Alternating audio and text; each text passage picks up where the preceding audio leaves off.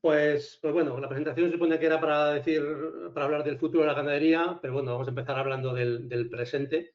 Tenemos en la comisión tenemos la costumbre de empezar siempre hablando de una cosa diferente de la que nos piden. Si nos dicen que hablemos del color amarillo, empezamos hablando del rosa. Y en este caso, bueno, pues vamos a empezar a hablar del futuro hablando del presente. Pero estaréis de acuerdo conmigo que, hombre, dar unas pinceladas sobre la situación actual de los mercados en los principales sectores ganaderos va a ser una cosa muy rápida, pero yo creo que es importante y tiene mucho sentido para centrar un poco el debate. Luego ya, por supuesto, entraremos más en el detalle del futuro. Entonces, paso a la siguiente transparencia y Manolo va a tomar la palabra y os va a decir unas cuantas palabras sobre la situación actual. Manolo. Muchas gracias, Carlos, por la introducción y porque vas a estar manejando la presentación mientras yo hablo, que es lo fácil. Muchísimas gracias a la invitación de nuevo, reitero, y desde luego la presentación de Esperanza nos ha ahorrado bastante de mencionar muchas cosas que queríamos hablar sobre el sector español. O sea que aquí vamos a tener, como Carlos ha explicado, una explicación rápido para ver en qué situación nos encontramos en los diferentes sectores ganaderos y interesantes, sobre todo después del año que hemos pasado del COVID y con el Brexit habiendo ocurrido en enero, ¿no? Veis, la primera gráfica que mostramos aquí es pues, la evolución de las entregas de leche cruda a nivel de la Unión Europea y veis que ha habido un incremento de esa evolución desde el 2016, que ha habido un crecimiento continuo.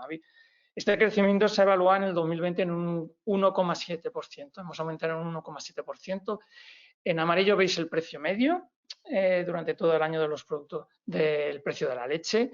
A la derecha, que es una gráfica más pequeña, hemos querido también mostrar la evolución en la línea negra de la evolución de las entregas de leche líquida. Como veis, tuvo dos picos claramente, sobre todo el primero, que fue cuando el primer confinamiento, ahí en el mes de marzo y abril, donde se dispararon esas ventas de leche líquida. Es importante decir que ha habido, sobre todo hay ya datos a nivel de cada país donde está claro que ha habido un aumento de consumo de leche a nivel de hogar. Esto ha beneficiado particularmente a la producción lechera española. Veis ahí que ha aumentado un 14% en el 2020 porque claramente la mayoría de la composición de la leche, de las entregas de leche en que se transforman en productos lácteos, 43% se transforma en leche líquida, con lo cual para el 2020 ha sido a nivel español, con lo cual ha beneficiado ese consumo más de leche líquida. El aumento del sector del lácteo en entregas de leche particularmente ha venido por un aumento considerable en Italia y en Polonia. Pasemos a la siguiente diapositiva, Carlos. Por favor, si veis en esta gráfica mostramos la evolución de los precios de origen, de las medias de la Unión Europea, de los 3 últimos años. Fijaros en la línea verde, que son los precios de 2020, como han estado por debajo de la línea azul, que es los precios del 2019, que fueron extraordinariamente estables y muy buenos, pero no nos hemos alejado mucho del rango, sobre todo del rango de, estamos en unos precios medios entre 35, alrededor de 35 euros por 100 kilogramos y no nos alejamos en más de un euro y medio de los precios tan favorables que tuvimos en 2019. Con lo cual, esto nos demuestra que realmente el sector ha respondido muy bien a la crisis que hubiéramos podido tener en los mercados de leche. Las exportaciones han estado funcionando a pesar de los problemas que ha habido con aranceles en Estados Unidos y con el problema del comercio a nivel comercial, pero la demanda mundial ha seguido fuerte, sobre todo por parte de China. Sigamos a la siguiente diapositiva. Carlos, pasamos a los sectores de cárnicos. Bueno, este crecimiento no ha sido tan drástico con respecto como el sector lácteo. Realmente la producción se ha estabilizado en los últimos 3 años y particularmente en el 2020. No ha sido el caso a nivel español, donde sí, como ha comentado Esperanza, ha aumentado un 5,1%.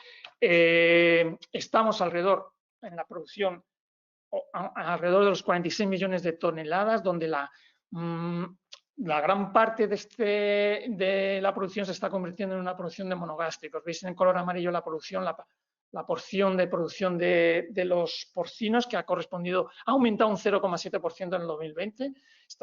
Hemos superado ya los 23 millones de toneladas. La producción de avicultura se ha estabilizado en los 13,5 millones, a pesar del incremento bastante que ha habido de producción nacional en Polonia. Y mientras los sectores de ovino caprino y de bovino que están en la parte baja de la columna, pues han estabilizado alrededor de las producciones de 6,8 millones de toneladas para el bovino y de 500.000 de toneladas, 600.000 toneladas para el ovino y caprino. Entonces, lo importante de decir aquí, si comparamos estos niveles de producción con los niveles de producción españoles, es que claramente en España se ha estabilizado la producción de avicultura alrededor de 1,7 millones, pero la de porcino sigue aumentando. Para el 2020 ha aumentado un 4% alcanzando los 5 millones de toneladas. En vacuno España está por encima de los 650.000 toneladas y en el ovino por encima de los 114.000 toneladas. No me quería olvidar en esta gráfica del sector cunícola, porque sé que hay representantes del sector cunícola. Es la producción cárnica más importante que el caprino a nivel de la Unión Europea. Hemos producido en el año 2020 unos 168.000 toneladas y sobre todo son el triángulo de España, Francia e Italia las que han producido un 83% del volumen total. España destaca sobre todo por esa producción, una producción de más de 50.000 toneladas y con un consumo de alrededor de 1 kilogramo por cabeza a nivel europeo. Siguiente diapositiva, Carlos. Aquí, en esta gráfica, mostramos la evolución de los precios desde comienzos del 2019 hasta hace 2 semanas del 2021. ¿Veis? En el rango superior, donde estamos hablando en precios entre los 6 y 5 euros por kilogramo de peso canal, están los precios de los corderos ligeros y de los corderos pesados. Y veis que se está convirtiendo en un nicho de mercado bastante retribuible. Esos precios se han mantenido a unos precios similares a los del 2019 y también han sido bastante consistentes los precios que están en el rango más abajo, de alrededor entre 4 y 3 euros por kilogramo de canal, de los precios de los bovinos machos, y de los precios de las vacas por debajo de los 3 euros, entre los 3 y 2,8 euros por kilogramo de canal. Estos precios están actualmente contenidos a nivel europeo, a nivel de la Unión Europea y a nivel español, porque funciona la exportación, funciona el comercio, hay demanda mundial, aunque la demanda interior está realmente escasa, ¿no? Pero también es importante decir que lo que explica Esperanza, que ha funcionado muy bien el comercio intracomunitario, sobre todo cuando ocurrió tan drásticamente el primer confinamiento. Dar los precios, por ejemplo, del porcino en color negrita, que actualmente estamos alrededor de 1,4 euros por kilogramo de canal, bueno, pues están recuperando después de la bajada que tuvimos, sobre todo por problemas de comercialización de la producción porcina en Alemania. Ya sabéis que por causas de la peste porcina africana ha habido un embotellamiento sobre todo de cerdos en cebo y de canales de porcinas a nivel en Alemania, que han inundado el mercado europeo.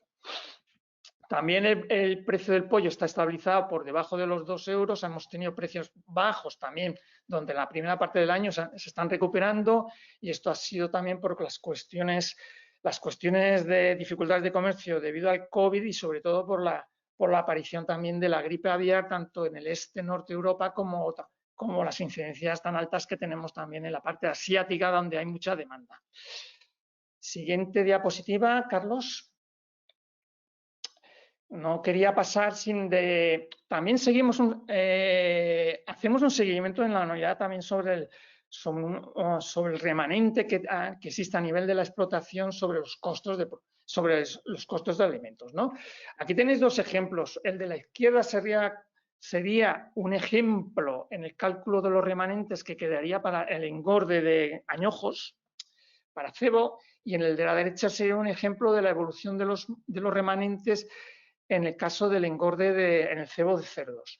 Lo importante si os fijáis en esas líneas de márgenes que están establecidas, los márgenes, la media de los márgenes, de los remanentes, que serían en el caso de los añojos a nivel de 70-80 euros por kilogramo, por 100 kilogramos de peso de canal, y en la línea también, esa línea continua que existe en los cerdos, que sería a nivel de 50, ¿no?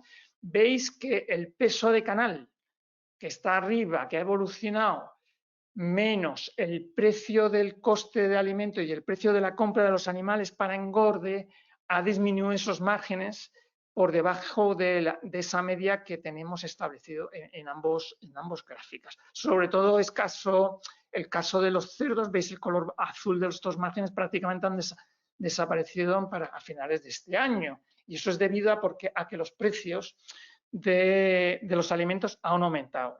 Está claro que entre junio del año pasado y enero de este año han aumentado en más de un 50% los precios de soja importado. El maíz también ha aumentado en más de un 50% y el trigo también ha aumentado en más de un 30%.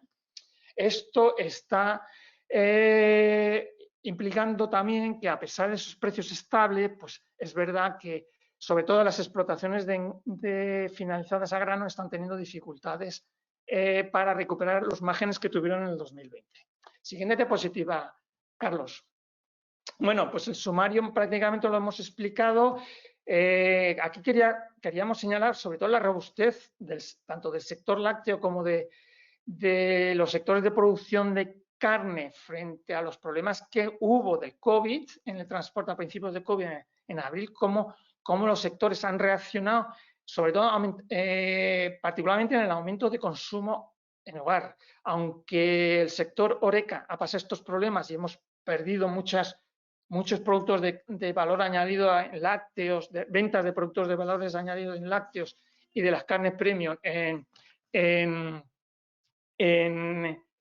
el canal Horeca, esto ha compensado, el sector minoritario y las ventas online han compensado en parte todas estas pérdidas.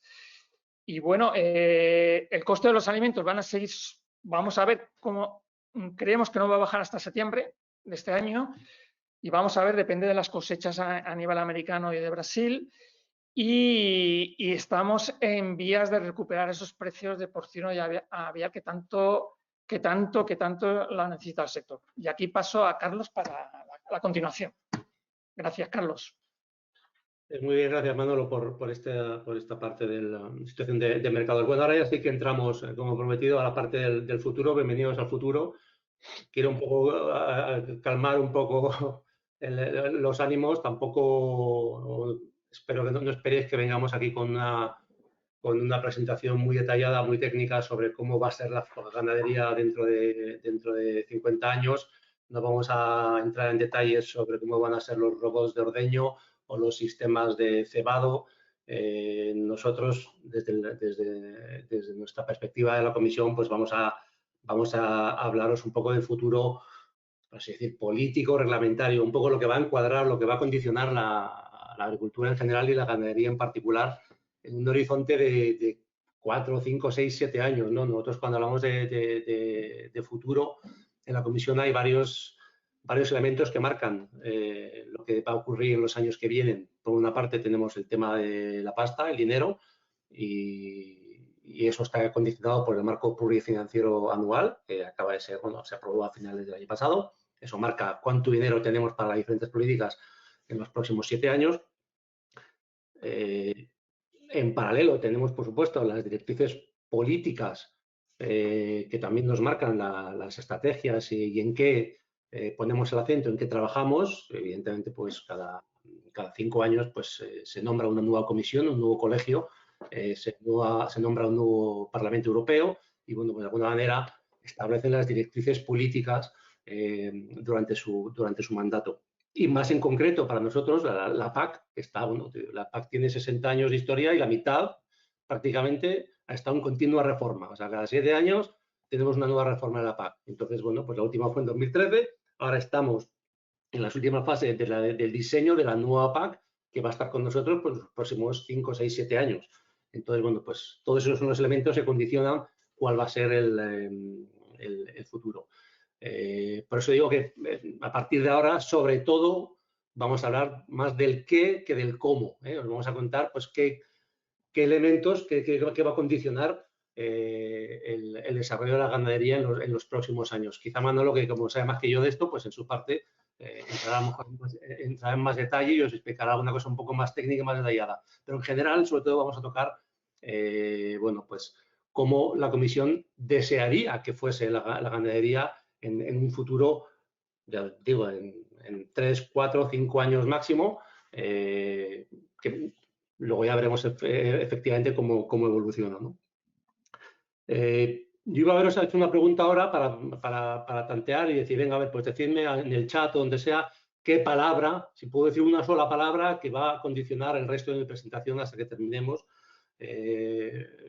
Encapsularlo, resumirlo en una sola palabra. Pensaba haber hecho el juego de preguntaros en el chat, pero la verdad es que ya Esperanza en su introducción yo creo que ya me ha reventado la broma, por así decirlo, o ha dejado ya el tema muy centrado, ¿no? Porque realmente la palabra, y siento mucho si no os apetece escucharla mucho, pero vais a tener que oír la palabra de la que voy a hablar más, o vamos a hablar más, es sostenibilidad.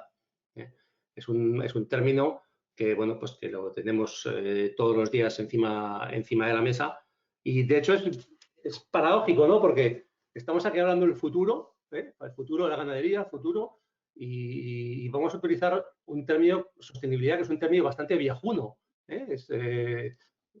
Seguro que hay, bueno, seguro no, sé que hay compañeros de carrera y alguna compañera por ahí escuchando esta charla, pues recordaréis algunos, los que estuvisteis conmigo en la carrera, este libro, Ordenación del Territorio, este libro que salió, bueno, pues cuando estábamos en la carrera, todos lo compramos todos, algunos hasta lo estudiaron, y bueno, pues es un libro que tiene como 30 años y ya tenía este libro una definición bastante interesante sobre el desarrollo sostenible.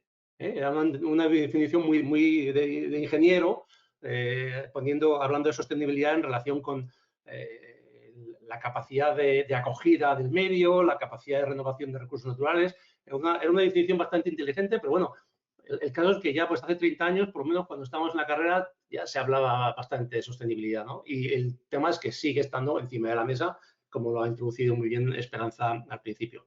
En nuestra presentación vamos a hablar bueno, pues del enfoque que tenemos ahora sobre la sostenibilidad, básicamente enfocado en estos 3 grandes pilares que también la directora general ha mencionado, ¿no? Un pilar central que quizá es como lo que habitualmente más se asocia al concepto de sostenibilidad, que es la sostenibilidad medioambiental, que es probablemente pues, la acepción más común, pero no tenemos que olvidar nunca los otros 2 grandes pilares fundamentales, la sostenibilidad social, que es lo que aparecería en bueno, lo que pretendía yo reflejar con la columna de la izquierda, y también la sostenibilidad económica. Entonces, una vez más, ¿cómo nos gustaría que fuese la ganadería del futuro? Pues nos gustaría que fuese sostenible. Y eso es evidente. ¿Por qué? Porque no nos gustaría que fuese insostenible. Entonces, pues empezando por esa obviedad, vamos a intentar, podríamos acabar aquí la presentación, pero bueno, nos pagan por 1 hora, así que vamos a desarrollar un poco más estas 3 partes, estas 3 patas del concepto sostenibilidad. También, una vez más, ya introducido por Esperanza, y hablando del futuro, como el futuro de la Comisión está marcado por la estrategia y las políticas, Esperanza ha mencionado el Pacto Verde, el Green Deal y la estrategia de la granja a la mesa, ¿no? Bueno, pues evidentemente la sostenibilidad está en el centro, absolutamente en el núcleo de la comunicación de la granja a la mesa. En el título no se menciona la palabra, pero el documento, que estoy seguro que todos los oyentes hoy se han leído el documento de esta comunicación, es un documento que tiene como 23 o 24 páginas y la palabra sostenibilidad aparece 150 veces en 24 páginas. Lo cual que demuestra lo importante que es este concepto en esta estrategia, que es la estrategia que va a guiar de una manera muy importante el trabajo de la Comisión en los próximos años. Del anexo de la estrategia hay un plan de acción atacando o desarrollando una lista de acciones y de objetivos tocando los principales eslabones de la cadena, en la producción, transformación, distribución y consumo, ¿no? Y entonces lo que se trata es de lograr una mayor sostenibilidad en todas estas etapas de la cadena. Yo os he puesto aquí, bueno, pues copiado y pegado la lista, esto está publicado y, bueno, pues por poner un poco de color he puesto unas exclamaciones en algunas de las acciones que, bueno, me parecería a lo mejor un poco más relevante mencionar hoy, ¿no? Ya que estamos hablando de ganadería. Pero bueno, yo creo que todas, de alguna manera, directa o indirecta, son absolutamente relevantes para el sector ganadero europeo y español. Pero bueno, por ejemplo, pues una de las acciones que tenéis aquí en el centro, pues evaluación y revisión de la legislación en materia de bienestar animal, como lo relativo al transporte y servicio de animales. Bueno, pues esto es una acción que tiene un horizonte al cuarto trimestre de 2023, todavía falta tiempo, pero bueno, es algo, esto te va a delimitar el trabajo que nosotros vamos a hacer en la comisión y de alguna manera va a limitar pues, las condiciones en las que la actividad ganadera se va a desarrollar en el futuro. Bueno, pues ya tenéis ahí en la lista pues, normas en relación con aditivos para piensos, he marcado también iniciativas en relación con la situación de los productores en la cadena alimentaria. Y desde esta lista veréis que la única que ya se ha acabado, la única que tiene ya como calendario una fecha pasada, que era para el final del año pasado, era la adopción de recomendaciones a los Estados miembros para la preparación de sus planes estratégicos. Cuando la estrategia Farm to Fork se publicó hace un poco menos de un año, hacía ya más de un año y pico, 2 años, que la comisionada presentó su propuesta de reforma de la PAC. Desde 2 años de presentar la reforma, pues proponemos la estrategia. Entonces había que ver, bueno, es que hay contradicciones, es compatible, hay que representar una nueva reforma. Bueno, pues no. Junto con la estrategia presentamos un documento que explicaba que la reforma sigue siendo válida, pero proponíamos hacer una serie de recomendaciones a los Estados miembros para que cuando preparen sus planes estratégicos nacionales tengan en cuenta ciertos aspectos que ahora son particularmente relevantes, todos los aspectos de sostenibilidad. En concreto, las recomendaciones que hicimos para España, que están publicadas, no voy a revelar aquí ningún secreto, os he puesto aquí en la pantalla 4 que he cogido del documento. Es un documento que está en español, se puede mirar. Y he sacado 4. Y joder, la verdad es que cuando lo preparé, esta parte es de lo último que he preparado en la presentación y la verdad es que pues, está clavado porque es que coincide con un montón de cosas que vamos a hablar después. Una cosa que la Comisión recomendó a España, pues fomentar una mayor integración de productores, reconocimiento de organizaciones de productores. Ese es un tema importantísimo desde el punto de vista de la sostenibilidad económica. Otra recomendación, pues atentos a las emisiones de gases de efecto invernadero, metano, etcétera. Estrategias sobre alimentación, prácticas respetuosas con el medio ambiente, pues otro tema importante. Estas son recomendaciones específicas a España, no son las mismas que hemos hecho en otros países. El tema antimicrobianos, también citado al principio en la introducción por Esperanza. España parece ser que está por encima del promedio de la Unión Europea en cuanto al consumo de antimicrobianos. Bueno, esto es un tema puramente estadístico.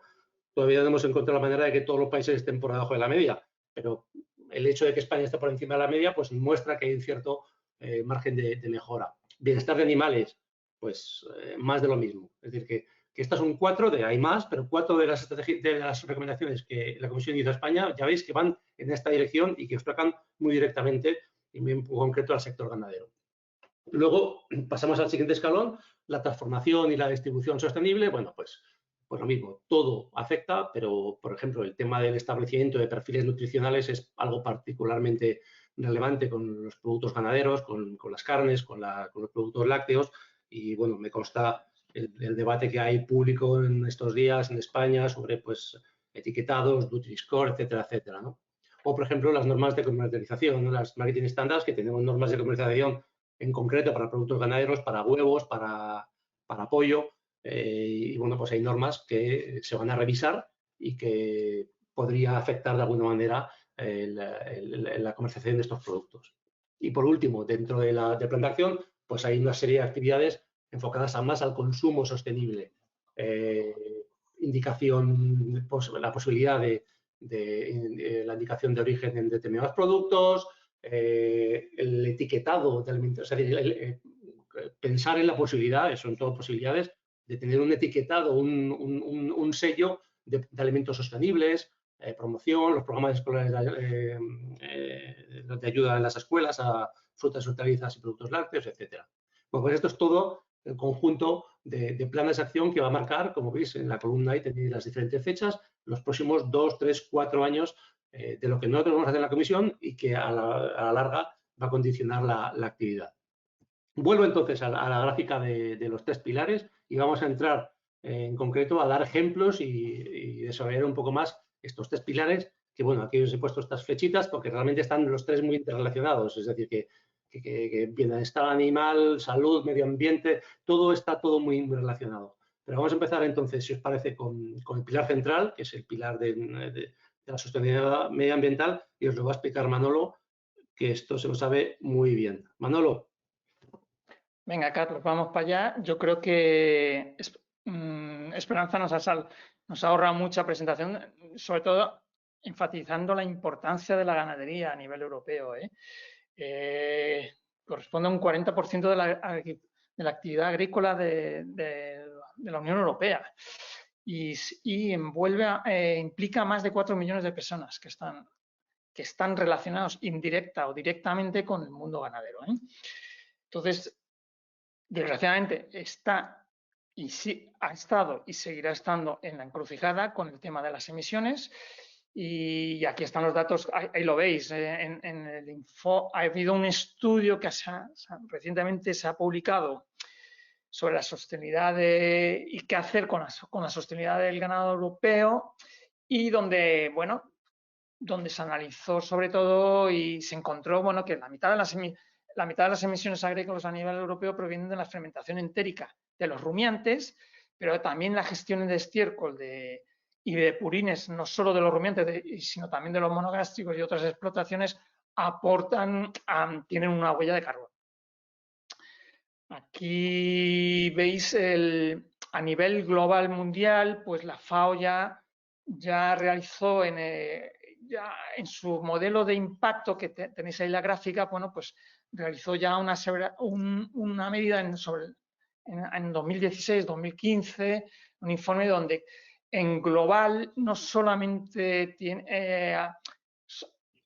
contribuye un 14,5% a las emisiones mundiales de los gases de efecto invernadero, pero es que si consideramos también todas las emisiones que ocurren en la producción, transporte y procesamiento de alimentos para el ganado y en su manejo, pues la ganadería constituiría sería el responsable de hasta unas emisiones del 86% de todas las gases de efecto invernadero a nivel agrícola. No hay que asustarse tampoco con estas cifras porque el sector agrícola no es que contamine más que otros sectores, pero es importante ver por dónde van los tiros a la hora de analizar cómo se puede fácilmente culpabilizar al sector ganadero de muchas de las emisiones de gases de efecto invernadero agrícolas. Carlos, para la siguiente, por favor. Bueno, cosas positivas queríamos en esta gráfica, sobre todo las cosas positivas de que probablemente todos vosotros sabéis, de la ganadería, la importancia de la ganadería como gestor fundamental de recursos naturales. Si vais a ir en una de las gráficas que tenemos ahí puestas, es lo que la FAO calculó como la utilización de superficie a nivel mundial de la ganadería, ¿no? Y casi la mitad de la superficie utilizada por los rumiantes son pastos o pastizales. Eso es un potencial enorme como sumidero de carbono. Es decir, podemos defender a la ganadería y la ganadería tiene un papel fundamental a la hora de poder mejorar la retención de carbono en el suelo. Y eso es un papel donde realmente por ahí van los tiros a la hora de intentar hacer la ganadería más sostenible en los manejos, ¿no? La importancia a nivel de la Unión Europea de que tiene el ganado en la superficie. Más del 58% de las granjas agrícolas de la Unión Europea tienen ganado. Es decir, ese ganado fija población rural. Es importantísimo como gestión de la superficie agraria europea. No nos tenemos que olvidar que consume la materia seca que consume el ganado, que es prácticamente más del 80% de la materia seca no comestible, lo consume el ganado. O sea, los humanos tendríamos un exceso de materia muerta y tiene un papel fundamental en la prevención de los incendios. ¿Cuántas tierras abandonadas por no tener actividad agrícola y ganadera han sido pasto de los incendios, ¿no? A nivel global, veis aquí pues, estos datos que claramente te indican que realizan un papel fundamental también en la gestión de pastos marginales, de tierras que no tienen posibilidad de reconversión a nivel de cultivos. Es decir, tiene un papel fundamental la gestión del pastoreo en la conservación del paisaje y es un reservorio de biodiversidad.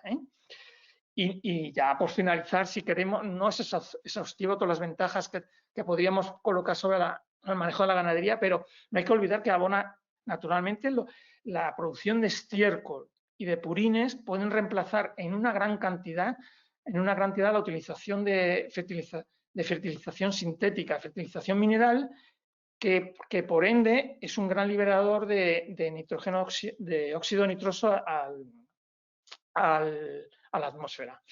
Y se ha visto ya no solo en Europa, pero vamos, sobre todo en África, en muchas tierras, en muchos ecosistemas de utilización, de baja utilización, que el ganado evita la desertificación, evita que el suelo se quede desnudo, y ese suelo al quedarse desnudo es el que pierde carbono, es el que libera el carbono tan esencial para la flora microbiana que existe en el suelo. Siguiente diapositiva. Bueno, ¿cómo mitigar las emisiones pecuarias en granja? Ya sabéis que la ganadería tiene tiene dos formas indirectas.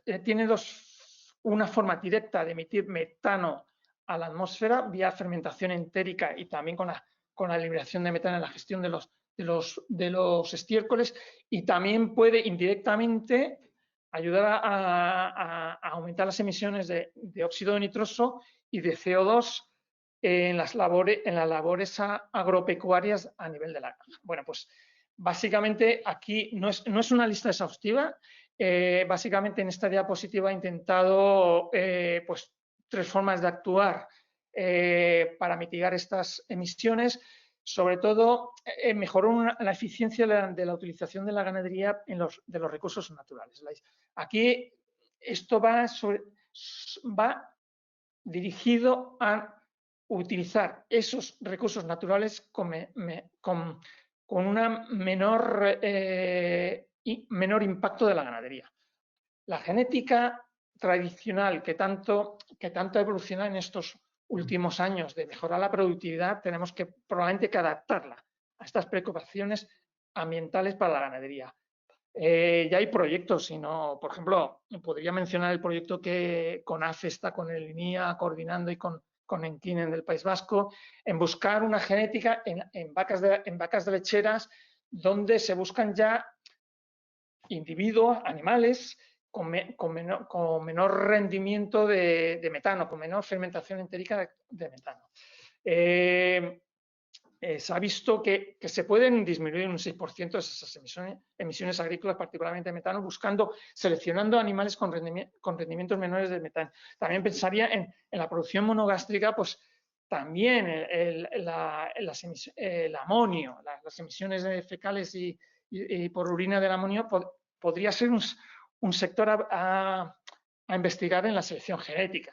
Está teniendo últimamente bastante importancia la epigenética, esa epigénesis que ya no es solo en modificar el ADN de los individuos, sino buscar esa mejora genética, sino que también, sobre todo en la mejora de la flora microbiana a nivel ruminal, que son las diferentes flora microbiana que está encargada de la fermentación entérica. Se ha visto que por medio de diferentes proteínas omicas se puede cambiar esas diferentes floras y por ende disminuir la fermentación entérica, sobre todo esa fermentación entérica que los animales eructan, porque la fermentación rectal es bastante baja en los rumiantes.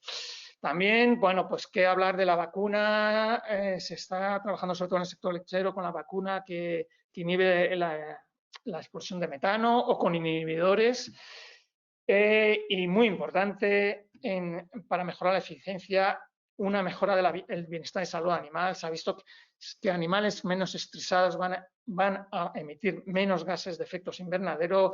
Importante investigar en la genética, si es posible, animales más resistentes, con menos estrés. Importante también para España ver la adaptabilidad de nuestra ganadería a los estrés térmicos que vamos a tener con los calentamientos globales del clima.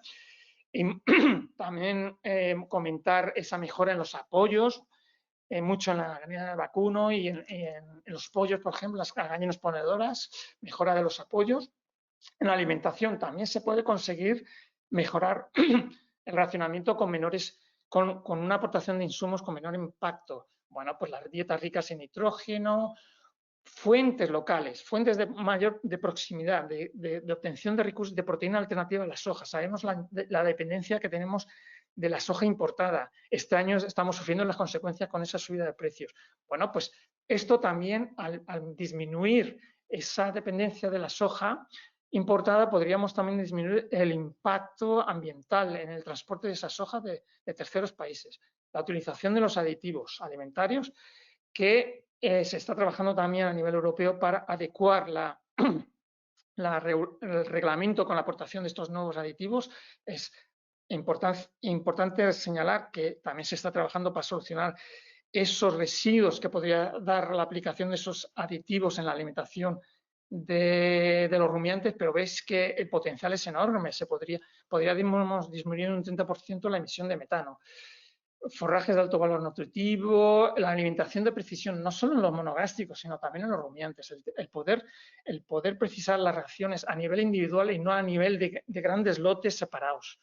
Esto mejoraría mucho la eficiencia de los recursos, la eficiencia, el rendimiento de la ganadería.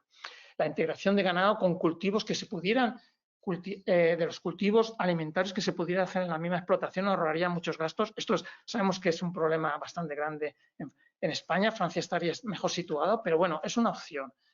Y yo, habiendo trabajado tanto tiempo en la clasificación de canales, también votaría aquí porque el sector ganadero utilizara más los objetivos de buscar no tanto el peso vivo y el peso, el que se gasta muchos kilogramos de concentrado en ganar peso vivo en los animales, sino buscar ese rendimiento en canal.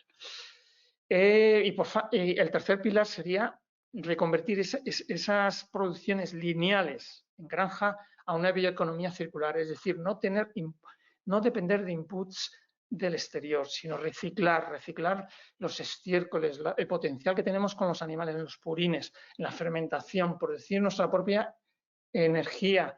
Sabemos que la biomasa con fermentación anaeróbica y el compost podemos obtener electricidad e incluso calor. La gestión del agua, fundamental, tanto en las ayudas futuros como en los objetivos que se han establecido. Y sobre todo, quedaros con estas palabras: la digitalización e innovación. Que el ganadero, el gestor de la granja tenga información actualizada del comportamiento del ganado bajo los diferentes sistemas de producción. Siguiente diapositiva, Carlos. Quería traer aquí, por ejemplo, modelo intensivo, un ejemplo de modelo intensivo donde se puede utilizar los residuos agrícolas. Aquí tenemos un modelo intensivo de un proyecto que se ha trabajado en la Universidad Politécnica de Madrid en colaboración con la Unión de Agricultores y Labradores de la Comunidad Valenciana, y donde se ha demostrado que alimentando unos rebaños de cabras murciano-granadinas con residuos agrícolas procedentes de la quema de la paja de arroz, que produce bastante metano, que libera mucho metano en la atmósfera, y también los restos de la poda de cítricos, las hojas de cítricos tanto de limón como de naranja, aportados en un pienso compuesto, pueden reemplazar la cebada en la alimentación de estas cabras y disminuye hasta en un 22% en algunos casos la liberación de metano. También se ha visto efectos positivos en la disminución de la respiración del CO2 en estos animales. Siguiente diapositiva, Carlos, por favor. Bueno, hablando de los sistemas intensivos, veis que por la alimentación se puede, sobre todo a niveles de la alimentación, en la relación fibra concentrado y en los niveles de concentración, pues se puede disminuir se puede mitigar esa eliminación de efectos invernadero, bueno, a nivel extensivo, que es decir, los ecoesquemas que hablará después Carlos son una oportunidad enorme de traer el pastoreo, la utilización de pastos, mejorarlos como sumidero de carbono. Sabéis que los pastos pueden fijar entre un 0 hasta un 4% de toneladas de carbono equivalente por año y por hectárea, puede fijar el carbono liberado en la atmósfera. Y esto es un potencial enorme donde en España, donde predomina muchas veces la ganadería extensiva, en muchas regiones, y tenemos terreno para hacerlo, se puede utilizar. Bueno, pues ahí tenéis una lista de mejoras, de medidas que no voy a entrar en cada una, es una lista no exhaustiva, pero es importante, sobre todo los pastos permanentes. Sabéis que desde el 2018 ya hubo una reforma donde se pueden considerar los sistemas agropastorales, se pueden incluir en las superficies con derecho a ayuda. Entonces, importante mantener esas áreas, proteger sistemas que ecológicamente son sostenibles como el de la dehesa y el aprovechar las rastrojeras. Estoy pensando sobre todo en los sistemas mediterráneos, el aprovechar las rastrojeras por el ganado. Son sistemas muy importantes que tienen que seguir apoyados y que podrían tener su cabida en los programas estratégicos nacionales de España. Y ya para finalizar, pues pasaría a un ejemplo. Estamos hablando de, no son cosas nuevas.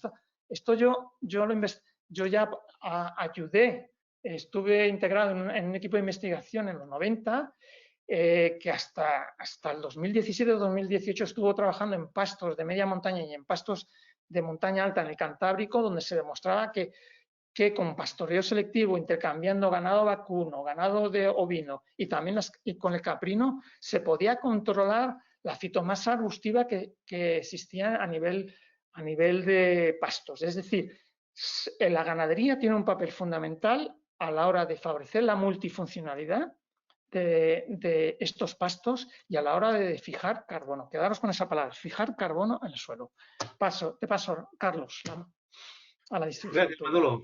Te has venido arriba, macho, y me has dejado casi sin tiempo para los dos pilares. Pero bueno, voy a acelerar un poco, no pasa nada. Perdón. No, hombre, está muy interesante. Volvemos entonces al pilar de la sostenibilidad social y luego hablaré también de la económica. No, valía la pena enrollarse un poco más con la medioambiental, que realmente es con lo que generalmente asociamos más el concepto de sostenibilidad, ¿no? Sostenibilidad social es un poco curioso porque es de las tres, o a mí me lo parece que es como la más abstracta, la más subjetiva, porque al final sostenibilidad medioambiental, pues al final se pueden medir las emisiones de gas de efecto invernadero, de nitrógeno, fosfatos, etcétera, etcétera. Y sostenibilidad económica, evidentemente, bueno, pues es el dinero, ¿no? Pero la sostenibilidad social es como más, más subjetivo, ¿no? Porque es un tema de percepción social. Que algo sea sostenible socialmente es que la sociedad lo acepte. Y eso es un tema pues, que a veces también entraña bastantes dificultades. Hoy, desde luego, hablaré fundamentalmente de dos temas, ¿no? La parte del bienestar animal y la parte de salud, aspectos nutricionales. También, evidentemente, aspectos medioambientales, digo otra vez, después de todo lo que os ha contado Manolo, pero caen también otra vez aquí, porque aparte de que la actividad ganadera pueda tener un comportamiento más o menos positivo o negativo con respecto al medio ambiente, pase lo que pase, luego está la aceptación social. Es decir, que además de ser bueno hay que parecerlo. Y hace falta que la sociedad entienda y acepte el papel medioambiental de la ganadería. Hablando de bienestar animal, simplemente os voy a citar un poco las 4 o 5 cosas que hay en marcha que van a condicionar un poco este tipo de medidas. Evidentemente, en la reforma de la PAC manteníamos la condicionalidad, la línea base de bienestar animal, las directivas que conocéis de animales en las explotaciones, la directiva de porcino, la directiva de terneros. Y por encima de esa línea base, pues hay una serie de medidas que premian el ir más allá, ¿no? Hemos introducido los ecoesquemas, que es proponemos introducir los ecoesquemas, que es una medida nueva de soporte en el primer pilar. Introducimos lo que vamos a llamar interdicciones sectoriales, que hablaré más adelante, y también medidas de bienestar animal en desarrollo rural. Todo ello lo que es ir más allá de los requerimientos básicos. Ya he dicho también antes que en la estrategia de la granja a la mesa, otro elemento que va a condicionar ahora, bueno, pues por una parte nos va a hacer una especie de fitness check, revisar de una manera global toda la legislación de bienestar animal, pero en concreto hay una actividad, una acción específica para plantear la posibilidad de tener un etiquetado de los productos finales en función de aspectos de bienestar animal. Y también lo que propone la estrategia de la mesa es que se establezcan en los planes estratégicos nacionales objetivos específicos en cuanto al bienestar animal. De eso he hablado ya antes. Cuando hablamos de Bruselas, no solamente la Comisión, evidentemente, hay otras instituciones. Desde luego, el Parlamento Europeo y el Consejo pues, juegan un papel importante, ¿no? Entonces, tanto uno como otro pues emiten informes, recomendaciones, etcétera, que van a condicionar las diferentes propuestas que la Comisión vaya a hacer. El Parlamento, desde luego, ha estado muy insistente en los temas del transporte, el transporte de animales vivos, y también están promoviendo que se cree una especie de reglamento de ley marco de bienestar animal a nivel europeo. El Consejo Europeo, el Consejo de la Unión Europea, lo que está incidiendo es, por una parte, que desarrollemos más medidas o más directivas para varias especies. Ya he dicho que ahora mismo tenemos para terneros y para porcino y luego la genérica. Bueno, pues que haya más directivas específicas para diferentes especies. También quieren que miremos o que tratemos el tema del transporte de animales vivos, el tema del etiquetado y también la comunicación, la mejor comunicación a los consumidores y ciudadanos sobre la importancia del bienestar animal.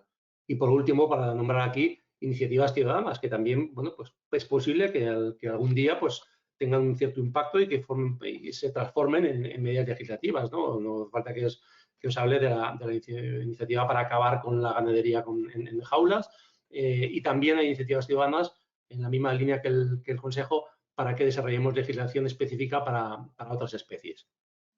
Eso por lo que respecta al bienestar animal. Luego el tema del consumo, la pregunta que nos hacemos, ¿se consume mucha carne en Europa? Bueno, pues podemos mirarlo desde dos ángulos, desde el ángulo de la salud y desde el ángulo del medio ambiente, ¿no? Porque lo que consumimos puede tener un efecto en nuestra salud, pero también tiene un efecto, un impacto ambiental de la manera en que se produce lo que consumimos. Desde el punto de vista de la salud, bueno, eso es un debate interminable. Si comemos mucha, poco, demasiada, no suficiente. Hay muchos métodos de estimar y la mayoría, en nuestra opinión, exageran un poco las cifras. Y de hecho, en el Observatorio de Carne que organizamos en la comisión, hemos trabajado en metodologías un poco más específicas para intentar afinar un poco más. Y también no hay que confundir entre el consumo total y lo que se considera la ingesta específica, ¿no? Pero bueno, cifras redondas. Vamos a poner que consumamos 1 kilo de carne por semana. Eso, en plan brochazo gordo, quedemos con 1 kilo. Bueno, pues según muchos estudios, muchos parámetros, podríamos aceptar que sí, efectivamente es demasiado. Habría quizá en conjunto, a lo mejor comer algo menos. Pero bueno, no es tan fácil como decirlo, porque bueno, evidentemente depende de grupos de edad, depende de poblaciones. En algunos casos estas cifras están por encima, por debajo. Pero bueno, de manera global creo que tenemos que aceptar el hecho de que de manera global el consumo de carne quizá debería disminuir algo. Por lo tanto, quizá habría que orientar más hacia la calidad más que a la cantidad, ¿no? Por otra parte, está el tema medioambiental, es decir, bueno, pues lo que consumimos, ¿qué impacto tiene? ¿Habría que consumir otras cosas que tengan menos impacto? Porque lo que está claro es que algo hay que consumir, lo que no podemos hacer es dejar de comer. Entonces, ¿hay que comer otras cosas que tengan menos impacto ambiental, menos huella de carbono, por ejemplo, que las carnes? Bueno, pues en esta gráfica, que es una estimación que se ha hecho, veis las columnas, bueno, pues de un habitante europeo, pues tiene un impacto, unas emisiones de unas 12 toneladas de equivalente de CO2 al año, y veis, pues la parte de derecha es lo que corresponde a la alimentación. Y las 3 últimas columnitas, la naranja, la roja, la amarilla, sería la parte específica de carnes rojas y lácteos. Bueno, pues si de una manera así un poco genérica, si dejásemos de comer carne y productos animales y toda esa parte, esas 3 columnas, las transformásemos solamente en productos vegetales, es decir, ampliásemos la columna verde que de la derecha, pues bueno, pues algo se reduciría posiblemente el impacto total, pero probablemente lo que se gana ahí sería una cantidad mínima, o sea, lo que se gana en cuanto a emisiones de CO2 sería menos de lo que se emite por coger un vuelo de Madrid a Los Ángeles. Entonces, bueno, pues se puede hacer algo, sí, pero realmente puesto en perspectiva, pues realmente la manera de cambiar sustancialmente la huella de carbono que tenemos en nuestra sociedad, desde luego, no pasa necesariamente por consumir menos de estos productos. Entonces, el debate, otra vez, hablando de la sostenibilidad social, yo lo trasladaría un poco y voy a hacer aquí un juego de manos. Más que sostenibilidad social, sostenibilidad en la red social es importante. Como digo, esto es un tema de percepción de los consumidores de la sociedad y es fundamental entrar en el debate social. Un iluminado con un Twitter o con una participación en una tertulia puede echar por tierra el esfuerzo y reputación que se ha generado durante décadas, durante siglos, ¿no? Y por eso quiero pues valorar y sacar a la luz estas iniciativas como la que tenéis en la pantalla, ¿no? El Meet the Facts y sus vertientes en España de realidad ganadera, carne y salud, que son los promotores de este evento. Bueno, pues todas las medidas, todas las eventos de comunicación para luchar contra mitos, para poner de relieve todas las externalidades positivas de la ganadería, eso es fundamental y hay que estar ahí, pero todos los días. Entonces, todo el sector en su conjunto, en concreto las organizaciones interprofesionales, el papel que tenéis en esto es fundamental. Y voy a acelerar todavía más. Paso a la sostenibilidad económica. Si el concepto de sostenibilidad he dicho ya que es antiguo, pues ahora tengo que utilizar uno que es todavía más antiguo, porque cuando hablamos de sostenibilidad económica, o por lo menos desde el punto de vista de la Comisión, hay un concepto que nos parece clave, fundamental, que ya lo he mencionado yo antes al principio de la presentación, que es cooperación. La cooperación seguimos pensando que es un elemento clave, pero es un concepto todavía más viejo que la sostenibilidad. Y os pongo aquí un artículo de la revista de Extensión Agraria del año 80 y tantos, un artículo escrito por nuestro compañero del Ministerio, don Luis Carazo, un artículo que ya del 80 y tantos pues reflejaba las amplias oportunidades que el asociacionismo en general y el cooperativismo en particular tienen para el sector agrario. Bueno, pues seguimos en esto, es fundamental. Para la sostenibilidad económica del sector agrícola y ganadero en concreto, es fundamental la cooperación. Aquí tenéis una estadística, una tabla de un estudio que hicimos hace un par de años sobre organizaciones de productores en la Unión Europea en los diferentes sectores. Tenéis marcado en amarillo España, pues como veis tenemos un montón de OPs en frutas y hortalizas, pero el resto de sectores, pues muy poquito, una decena en leche y poco más. Evidentemente no es eso todo, hay miles de cooperativas en España, es de los países con más cooperativas, pero bueno, hay un poco de todo y no necesariamente todas las cooperativas son cooperativas de productores, pero sí que es cierto que bueno, el sector lácteo, el sector porcino, ovino caprino, pues las cooperativas tienen una importancia. Pero yo quiero poneros un ejemplo de brocha gorda, muy simple. Este es el sector lácteo que conozco un poquito mejor. Aquí os muestro los precios de la leche cruda en España, Países Bajos y Alemania. España es la línea verde. Y como veis, sistemáticamente los precios en España son más bajos que en estos otros dos países. Un 5, 10, 15% más bajos. Evidentemente hay muchos elementos que entran aquí en juego, no solamente es esto, ya digo que es una cosa así muy de brocha gorda. Pero hombre, algo tendrá que ver el hecho de que en Alemania y Países Bajos, mirad la gráfica, pues mirad el porcentaje de la producción en Países Bajos que está comercializada por cooperativas, más del 85%. En Alemania, más del 60%. En España solamente tenemos un 30 y tantos %. Y de la parte verde, la parte que se entrega a transformadores privados, pues en Alemania prácticamente todo está entregado o comercializado por organizaciones de productores. Mientras en España, pues es esa franja pequeña.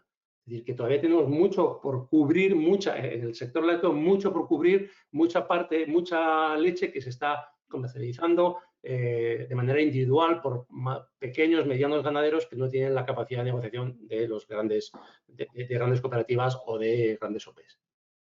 Entonces, en la PAC, evidentemente, el tema de cooperación lo hemos tocado siempre, ¿no? En desarrollo rural hay una medida para financiar la creación de organizaciones o agrupaciones de productores. La OCM la revisamos hace un par de años con el reglamento Ómnibus para dotar de más herramientas a las OPs para que hagan mejor sus funciones. Y ahora, con la reforma, vamos a entrar en los planes estratégicos nacionales y proponemos que haya intervenciones sectoriales a través de organizaciones de productores. Esto es lo más importante que tengo que decir en esta sección, ¿no? ¿Qué queremos? Que el modelo que hay ahora mismo para frutas y hortalizas, que es decir, que organizaciones de productores pongan en marcha programas operacionales y que esos programas operacionales sean financiados con dinero de la Unión Europea, bueno, pues eso que se puede utilizar en otros sectores. Ahí tenéis en la pantalla, sección 7, otros sectores.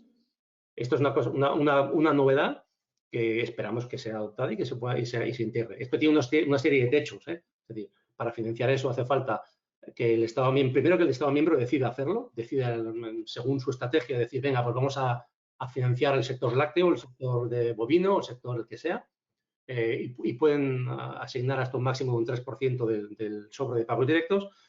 Pero bueno, luego de las diferentes medidas que pongan en marcha las asociaciones de productores, pues el 50% lo pagaremos con presupuesto de la PAC.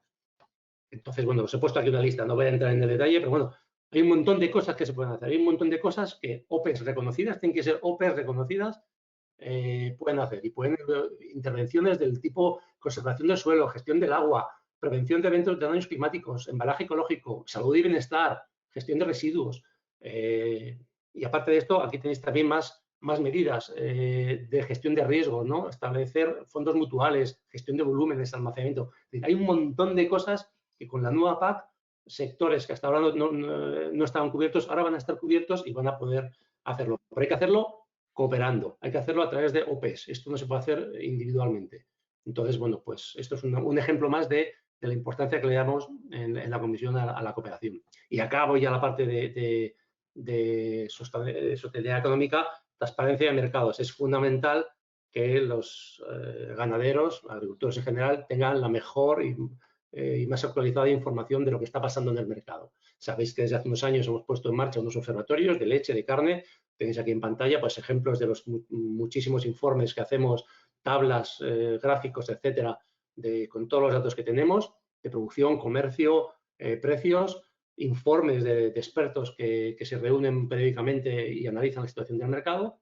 Y quizá la novedad que estamos poniendo en marcha en los últimos tiempos es que hemos hecho una plataforma que está también en Internet, en la que todo el mundo puede generarse sus propias consultas, informes, y todos los datos que tenemos de producción, comercio y precios se pueden explotar de manera dinámica, ¿no? Os he puesto aquí unos cuantos ejemplos esto es un gráfico de producción de porcino en España, Alemania, Polonia y Dinamarca. Bueno, pues eso lleva segundos hacer un gráfico como este.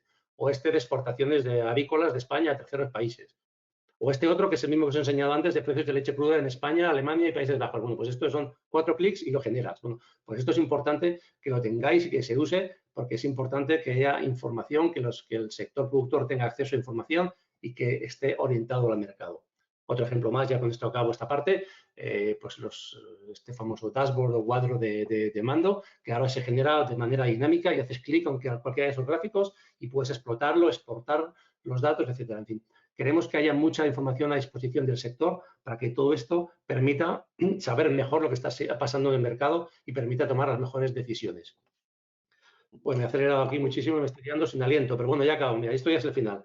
Entonces, con esto hemos acabado este viaje en el tiempo, este viaje al futuro, y simplemente para concluir, lo que queremos aquí, que hemos querido contaros, es eso, lo que desde la Comisión nos gustaría que fuese el futuro. Al final, cada uno que haga lo que quiera, pero evidentemente respetando por lo menos los requisitos básicos, ¿no? Pero una vez que lo mínimo está cumplido, nosotros decimos, bueno, pues a nosotros nos gustaría que fuese así. ¿Y cómo nos gustaría que fuese? Pues vuelvo a decir lo mismo, sostenible, que la ganadería sea sostenible, que sea sostenible desde el punto de vista medioambiental, que sea respetuosa con el planeta, que se hagan las cosas, se hacen ya bien, pero se pueden hacer todavía mejor. Es fundamental la sostenibilidad medioambiental. Es fundamental la legitimización desde el punto de vista social de la actividad ganadera y y poniendo en relieve las externalidades positivas, que son muchísimas las que tiene la ganadería. Y por último, fundamental, la sostenibilidad económica, cooperación y orientación del mercado. Y con esto termino. Muchísimas gracias. Muchas gracias a los dos por la amplia presentación que nos habéis hecho.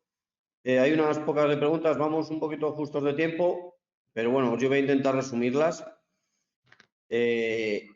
Así, en términos generales, no ha gustado el tema de que haya que reducir el consumo de carne. A la gente le gusta la carne, está claro. Pero bueno, independientemente de... A mí tampoco me gusta. Yo personalmente no pienso reducir ni un gramo de mi consumo de carne.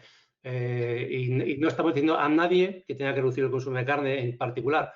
Pero lo que sí que es cierto es que hay, joder, una serie de patrones más o menos globalmente aceptados en los que, bueno, pues que el margen es muy amplio, pero se habla pues entre medio kilo, 700 gramos de carne a la semana.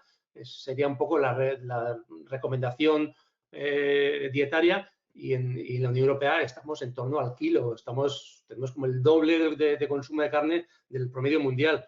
Entonces, bueno, ya te digo, yo no le digo a nadie que quise consumir menos.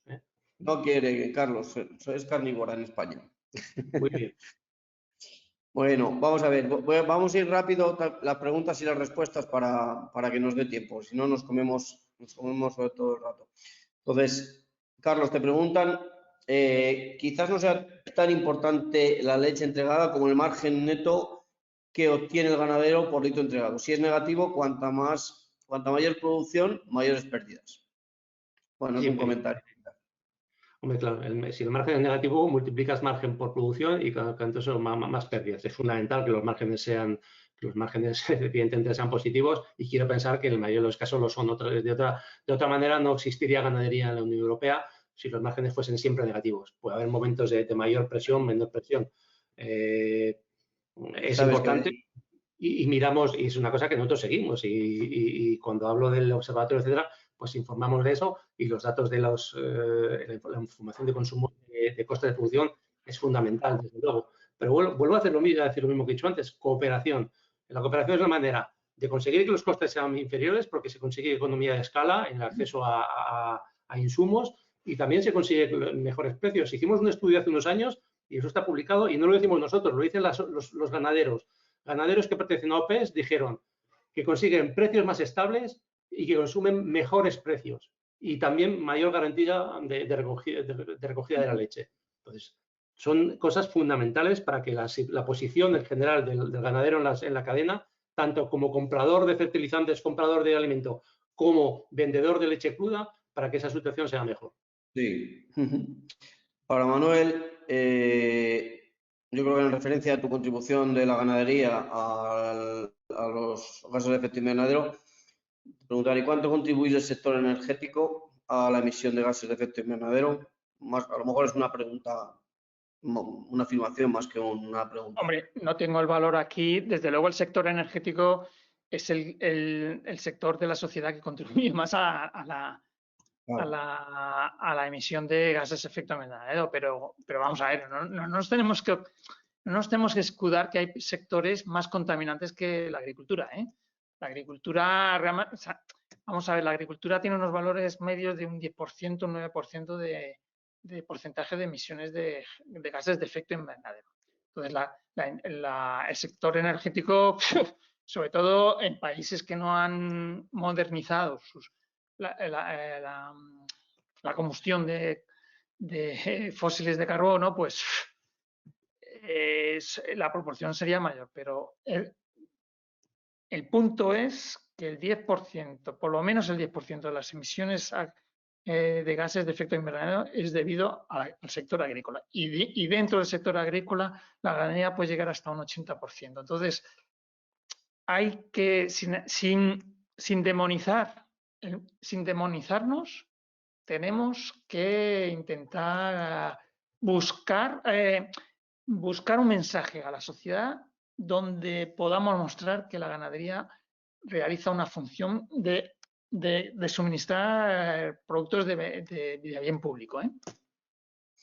Sí, y ayer Manuel Laínez en una ponencia hablaba del balance global en gran parte de las cabañas españolas que era podía llegar a ser negativo haciendo determinadas cosas por el tema de la absorción de los pastos, la absorción de muchas otras cuestiones que se dan en las ganaderías y que no se contabilizan. Pero bueno, había una pregunta respecto de esto, relativa a disminuir las caballas ganaderas, pero bueno, yo creo que es más en la parte que dices tú, Manuel, de trabajar en reducir el impacto en cada uno de los puntos y así pues se reduce el balance, que es lo que cuenta al final, pues será mucho más positivo. Sí, vamos a ver, hay dos posibilidades. Una es lo que se llama la agricultura regenerativa o la agricultura de conservación, donde se deja mucho tiempo el terreno sin actividad para fijar ese carbono que va a producir el humus.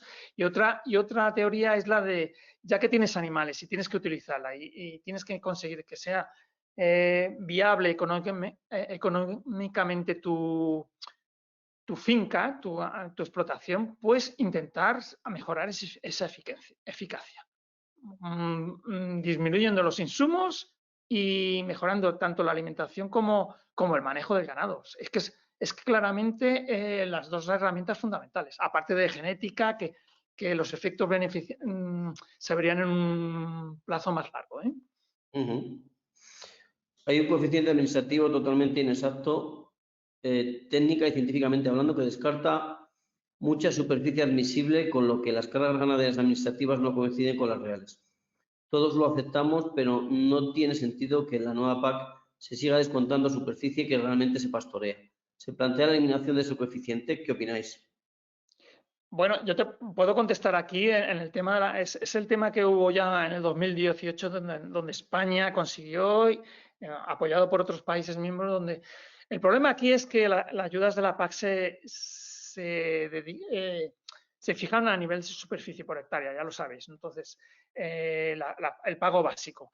Entonces, es difícil, es difícil gestionar donde en esa superficie también se aprovechan, por ejemplo, las rastrojeras, o se realiza el aprovechamiento por pastoreo en la misma unidad que ya está recibiendo ayuda. ¿A quién beneficias? ¿Al propietario del terreno, al agricultor o al ganadero? Y este debate espero que siga saliendo, se siga discutiendo en la reforma de la PAC, porque es un tema muy sensible.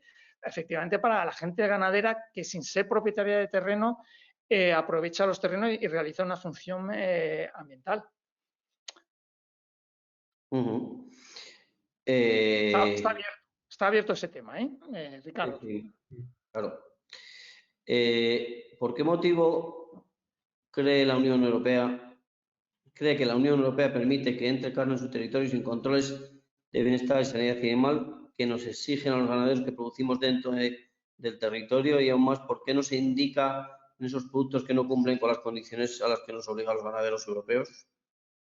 Hombre, eso de que decir que entra carne sin controles es un poco exagerado. Por supuesto que entra con controles y se exigen controles muy estrictos.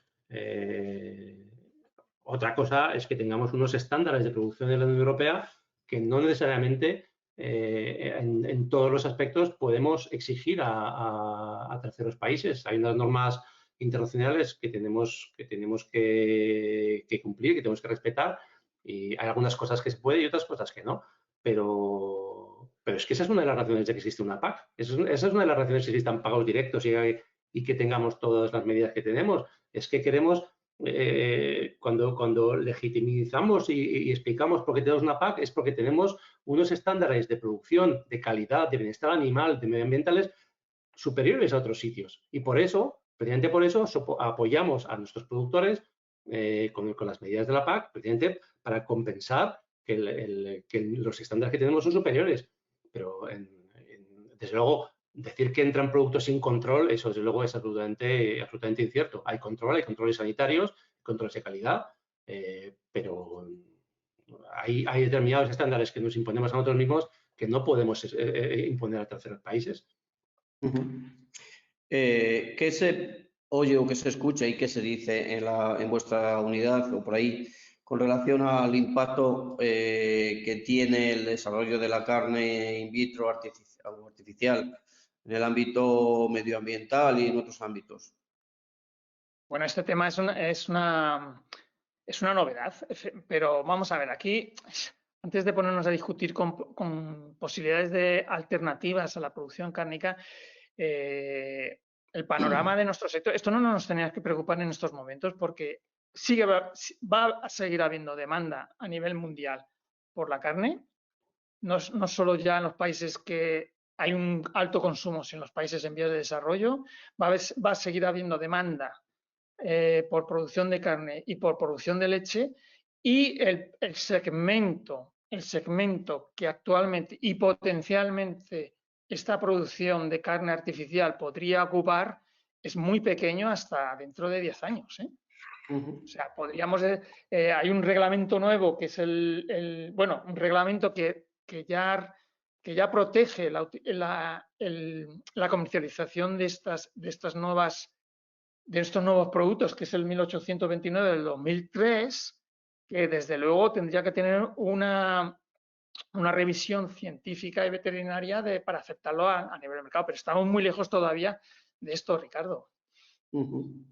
Luego, si me permites una visión un poco personal, porque es que nos ocurrió ayer. Ayer una compañera de la unidad nos envió nos circuló a todos un mensaje con un informe, ¿no? Un informe que no sé, un artículo hablando de eso, ¿no? De la carne producida en fábricas, ¿no?